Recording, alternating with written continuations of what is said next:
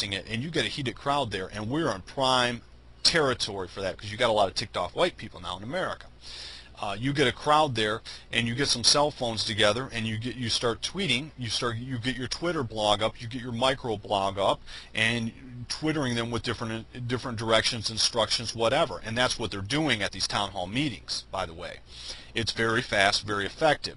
But you want to have it together before the vote, and you want to be planning on protesting the vote and raising absolute holy hell no matter what happens. The idea was to push a negotiation, and even in Iran, they didn't negotiate, but they did have to have to sit down and talk. In Ukraine, they pushed a negotiation, which allows someone else into power. But you can do this type of stuff all day long. No doubt about it. You're seeing it right now on the with the healthcare stuff in America. Healthcare in America is a red hot topic, and they're having these town hall meetings, and they're getting hot. But they're using cell phones, they're using Twitter. They're not doing it as good as we could do it, but you're getting an idea on how it works. The only way to counter is to shut down cell phones, to shut down Twitter, which isn't difficult to do if you have the software. And the Russians are probably the best. They've been successfully the last X many years. Russians have been the best programmers on the earth. You know, when it comes like winning contests for programming, stuff like that. This is things they don't talk about on MSNBC. But the Russians, India's not the best. America's not the best. It's Russia's. Why? They're the most homogenous and they're the most Aryan. It's that simple, and that's how that's going to work. But that's the end of the discussion on Iran, on the end of the Anglo New World Order, and how we're shaping up into the end game. And it's essential for you to, I'm not big on survival advice because, like I said, when I do stuff like that, it shocked people that I didn't think it would actually shock, but it shocked people. and you take it for what it's worth. You should be able to go a while on your own, at least with bottled water, whatever. Use your head. It doesn't take a whole lot. It doesn't take a whole lot to survive food-wise, believe it or not. A human being can survive a long time without food, or with minimal food. In fact, they have these food bars you can buy, these food bar rations you can buy, 2,400 calorie food bars or 1,200 calorie food bars as well. And you can sustain life indefinitely, but one thing is critical is water. And you can get a great Katadyn or a Big Berkeley water purifier, gravity fed, no electricity for a couple $100. And I would invest in a couple of those if I were you. But that's just me. I'm just telling you what I'm doing. But Iran is a fascinating situation, and it is shaping up. It is shaping up as we speak. As you get this, it's shaping up more and more. You're not hearing any of this on the news. You know, all you're hearing is Russia's weak, Russia's weak, Russia's weak, Russia's weak. Well, they're not weak. There's obviously something going on there. When the people in charge are telling you that they will not trade their whole entire existence for Georgia or Ukraine, that's insanity. We have nothing to gain there. What they're telling you is Russia is no longer negotiating with them. They refuse to. Or that people within Russia and people within Anglosphere are lining up people at the top of Anglosphere, which is, in my opinion, is the latter.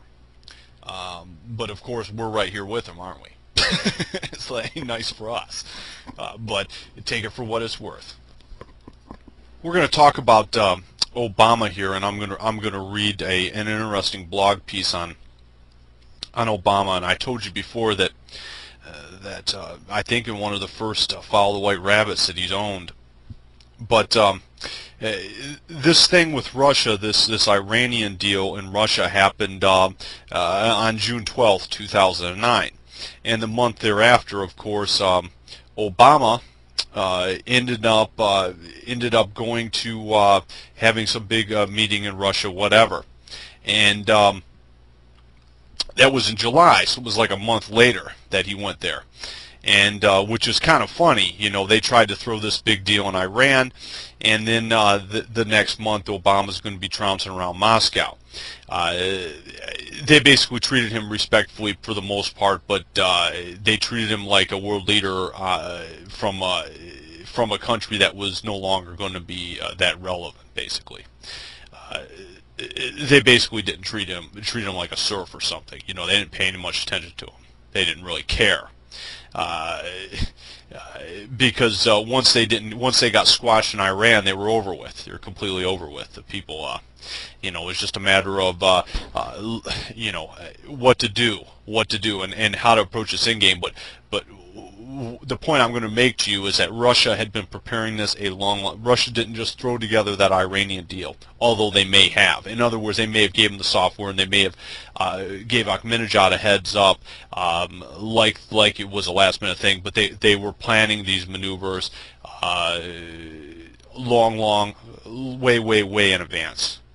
Yeah, Russia most likely would have been planning their part in the end game years ago. And Germany, who knows Germany's role, but Germany has a role in this too. So this was not just thrown together. They knew what they were going to do, and they know what they're going to do in the future too. The people throwing stuff together, the people acting like reckless punks, like fools, are the people running Anglosphere. The parties like the Hebrews, they're in a lot of trouble. They're in a lot of trouble. They're acting like children on a playground when the bullies are coming out, and they don't know what to do, and they're running around. They're acting like amateurs. But when Obama went to Russia, he didn't go there with any ammunition. They didn't have Iran. They didn't have anything. Maybe they were planning on pulling something Iran and him running around there shouting at Russia, this and that. But they basically went there with their tails between their legs. And Russia, for the most part, treated them like a serf. You're from a country that's 100 trillion in the hole. You basically did the equivalent of trying to make China non-Chinese, and you're collapsed. That's what America really has done. Since 1965, they were roughly 90% European, and China right now is 91.3 or 91.5% Chinese. Anglosphere did the equivalent of trying to make China non-Chinese. Now that ain't going to work. But Russia, understands. They understand demoralization. But one thing I want to impress on you is this stuff was been planned way ahead of time. There's always an adjustment, whatever. But the Russians would have been planning these maneuvers into the Straits of Hormuz way in advance. And Russia has always, it doesn't matter, 98, 2000. In 98, Putin was well into power in the mid-90s. By the time he officially came to power publicly in 2000, he was well entrenched. In fact, in my opinion, officially in 1998 he was entrenched. But when he wins an election, something like that, it's smooth sailing after that. But they would have been planning these maneuvers, this end game with Anglosphere, realizing there was no way out but to use their energy against them, and that's what they've done successfully. They use our energy, whether it be understanding our banking, understanding the flaws in our banking, understanding our necessity for oil, and all these things are combined, but they're consistently using our energy against us. And they would have been planning these maneuvers years ago with the Germans, as well as most likely groups within Anglosphere. But don't think that. It was really hit home for a lot of parties, because now you're totally over with. Now you lost. Georgia basically put a clip. What happened to Georgia put a clip in your New World Order. It starts hitting home. You have a last-ditch effort in Iran, and you do that a month before Obama's supposed to go over to Russia to negotiate over some nuclear disarmament. And guess what? None of it works. It's devastating. If you could have seen the looks on some of these neocons' faces in London, it was priceless. It's priceless stuff. It's like seeing all your hopes and dreams just come tumbling down in front of you. It's funny. It's great for our side in the long term, but it's funny. But let me read you this piece from July, and Bob wrote this in July on the blog, and it's a good piece. It's called The New Thurgood Marshall. There was a guy named Bill who saw the Punch and Andy puppet show for the first time.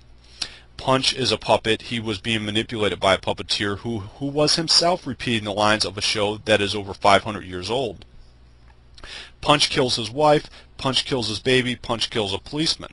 Bill got up and screamed at Punch. He tried to attack Punch and tear the puppet up, but the crowd restrained him. Above all, he kept yelling that Punch was insane. Finally, some nice guys in the white coats came along and took Bill off to where he could get a long rest and some helpful drugs. I get the same feeling when I hear people in all seriousness attacking Obama.